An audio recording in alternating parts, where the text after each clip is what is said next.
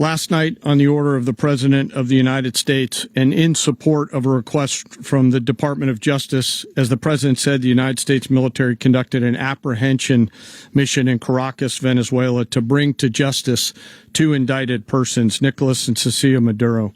This operation, known as Operation Absolute Resolve, was discreet, precise, and conducted during the darkest hours of January 2nd and was the culmination of months of planning and rehearsal, an operation that, frankly, only the United States military could undertake.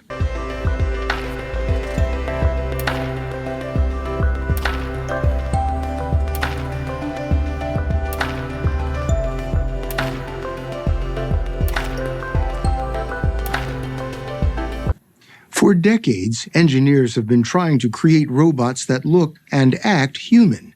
Now, rapid advances in artificial intelligence are taking humanoids from the lab to the factory floor. As fears grow that AI will displace workers, a global race is underway to develop human-like robots able to do human jobs. Competitors include Tesla, startups backed by Amazon and NVIDIA, and state-supported Chinese companies.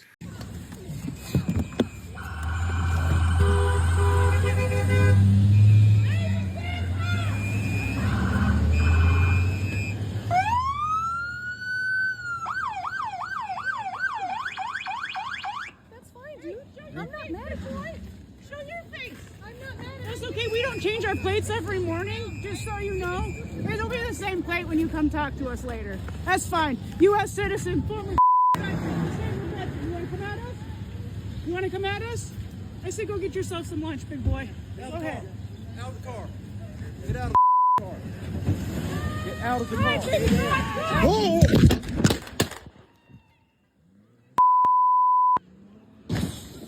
California startup Pickle has introduced Pickle One, the world's first soul computer. But today is about how we supercharge innovation at the War Department for the era ahead.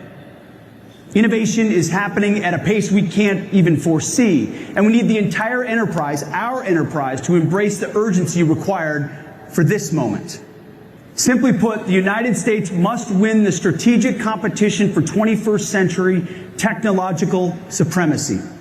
Artificial intelligence, autonomous systems, quantum, hypersonics, and long-range drones. If you talk to Elon Musk long enough, he will tell you how important hypersonics and long-range drones are, and he's 100% correct. Space capabilities, directed energy, and biotechnology are the new areas of global competition. Winning requires a new playbook. Elon wrote it with his algorithm. Question every requirement, delete the dumb ones, and accelerate like hell. That old era ends today. We are done running a peacetime science fair. The question of how to harness innovation coming out of America's AI ecosystem is front and center, and rightfully so, because it has the potential to disrupt and transform every area of human endeavor. The same is true in the Department of War. President Trump's AI executive order spells out our approach succinctly. It is the policy of the United States to sustain and enhance America's global AI dominance in defense of human flourishing, economic competitiveness, and national security. Last month, I took the first step toward changing how the department does business with frontier AI technologies when we announced the rollout of Gen AI with our partners from Google. And I want to thank the Google team for leaning forward and making the investment to get their Gemini app to about 3 million users in the War Department. But today, we're excited to announce the next frontier AI model company to join GenAI.mil, and that is Grok from xAI, which will go live later this month. Very soon, we will have the world's leading AI models on every unclassified and classified network throughout our department. Long overdue. To further that, today at my direction, we're executing an AI acceleration strategy that will extend our lead in military AI established during President Trump's first term. This strategy will unleash experimentation, eliminate bureaucratic barriers, focus on investments and demonstrate the execution approach needed to ensure we lead in military AI and that it grows more dominant into the future. In short, we will win this race by becoming an AI-first warfighting force across all domains. Now, some will want to cynically posit, is this just another innovation reorganization? Another set of strategies that brief well but don't actualize? No. This is the third leg of a single war plan. In fundamentally transforming our acquisition ecosystem, we killed JSIDs that focused only on process and turned the JROC into a body that ranks real-world joint operational problems, not paper requirements. We created the MIA to run experimentation campaigns to solve these problems. We killed the old defense acquisition system and created the warfighting acquisition system to focus on speed, risk, and accountability. With the AI strategy and innovation ecosystem transformation that we have just outlined, we are welding that third piece into place. The CTO, DIU, SCO, DARPA, CDAO, and OSC are no longer a loose federation. They are the Office of the Secretary of War's Innovation Operating System. Trump touched on Iran in a speech in Detroit. Let's hear what he had to say. And by the way, to all Iranian patriots, keep protesting, take over your institutions if possible, and save the name of the killers and the abusers that are abusing you. You're being very badly abused.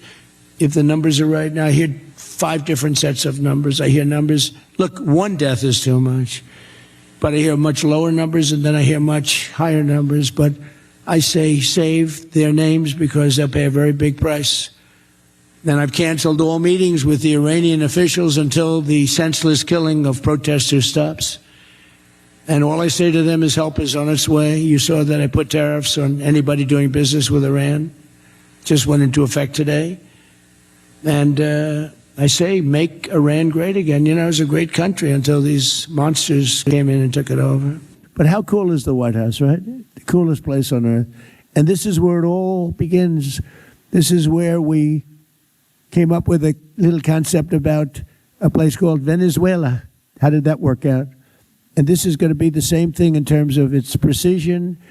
Its importance is so big, it's going to work just like that. Venezuela was so amazing, but I equate that to other things. Today I'm thrilled to announce my plan to lower healthcare prices for all Americans and truly make healthcare affordable again. We're doing things that nobody's ever been able to do. We're calling it the Great Healthcare Plan. And finally, tech innovation. Rural communities would benefit the most from high-tech advances, like we just discussed, as possibly if there was a head trauma case.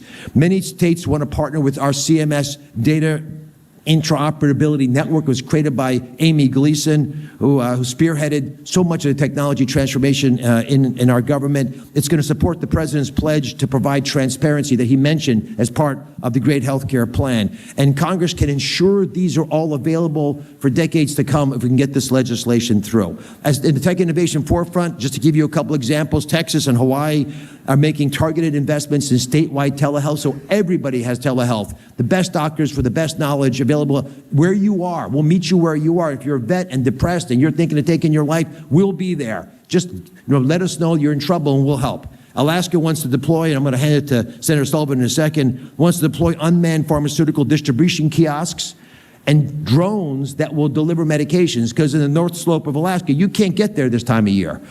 In the last quarter century, a sitting president of the United States has come to Davos only twice. Both times it was Donald Trump. We're forcing very serious different economic conditions around the world. And to address so many respected business leaders, so many friends, few enemies, and all of the distinguished guests. It's a who's who, I will say that. The USA is the economic engine on the planet, and when America booms, the entire world booms. It's been the history. When it goes bad, it goes bad. You all follow us down, and you follow us up, and we all boom. And these agreements raise growth and cause stock markets to boom. not only in the U.S., but virtually every country that came to make a deal, because, as you've learned, when the United States goes up, you follow.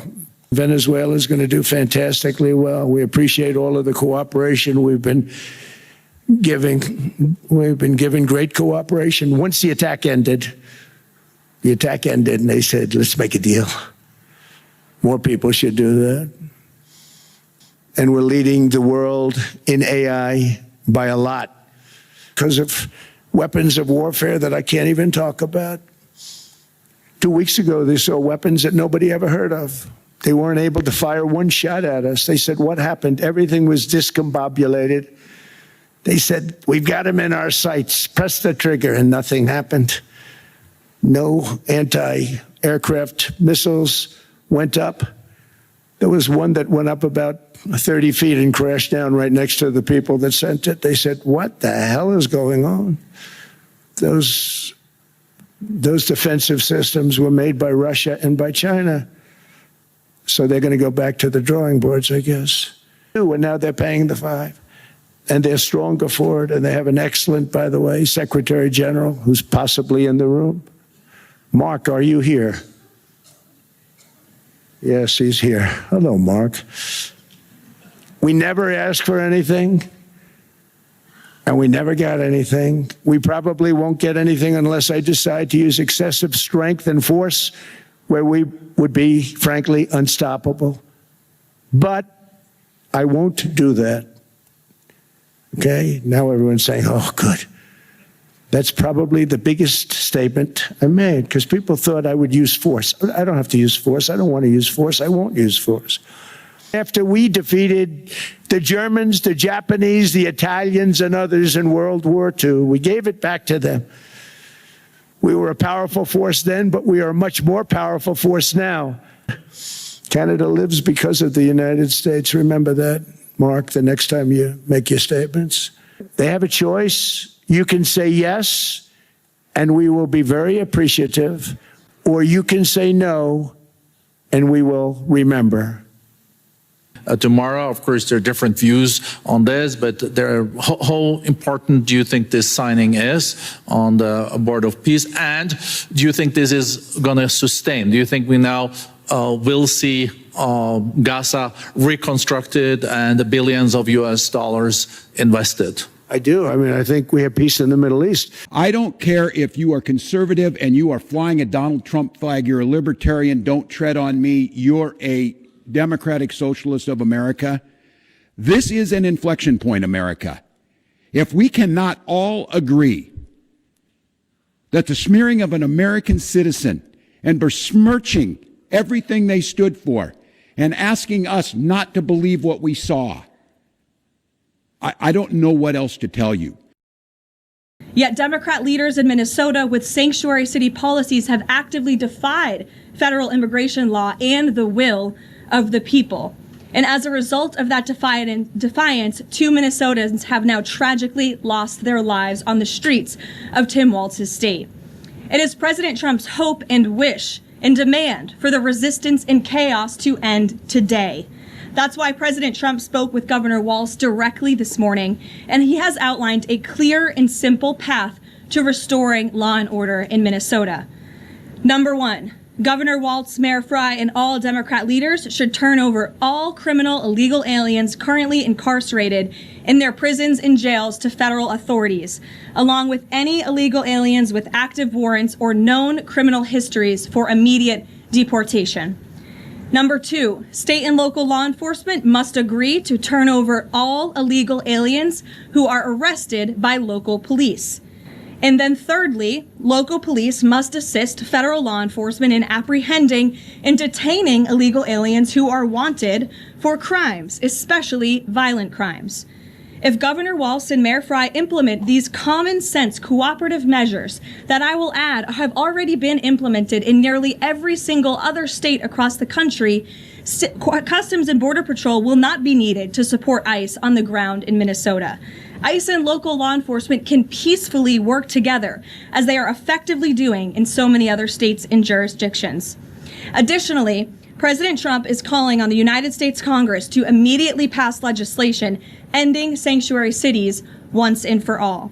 American cities should be safe sanctuaries for law-abiding citizens only, not for dangerous illegal alien criminals who broke our nation's laws and do not belong here.